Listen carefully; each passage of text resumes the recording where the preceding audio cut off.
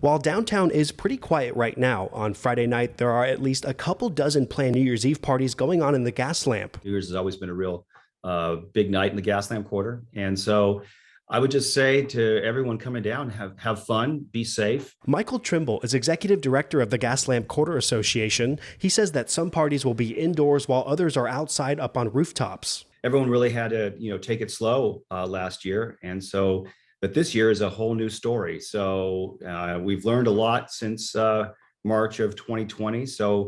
And we've gotten a lot smarter and got as responsible as we've ever been as a community. Some parties are asking people to sign up ahead of time. That's where you can find out if there are any additional requirements like proof of vaccination. There is currently a state mandate for masks to be worn inside. I hope people use precaution and that, the peak isn't as bad as we're anticipating. Dr. Shira Abelis is an infectious disease specialist at UC San Diego Health. Similar to advice from federal officials, she says that large indoor parties will be a risk, especially with the more contagious Omicron variant. So I think there's the personal risk, right? And that's high because there's a lot of COVID out there, and being indoors unmasked at a party, it's just gonna, they're gonna be super spreading events. She says there can be so many consequences if people do not take precautions. Hospitals are planning out how to deal with an expected surge in January, which could result in cutting back on other procedures and planned surgeries. I know people don't want to think about it, but that's what we're thinking about and having to plan for.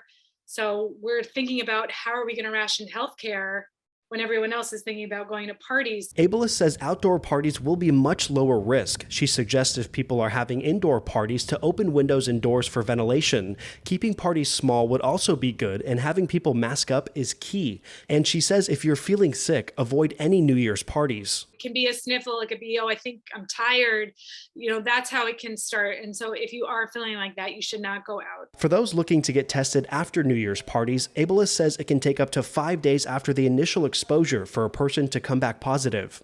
Matt Hoffman, KPBS News.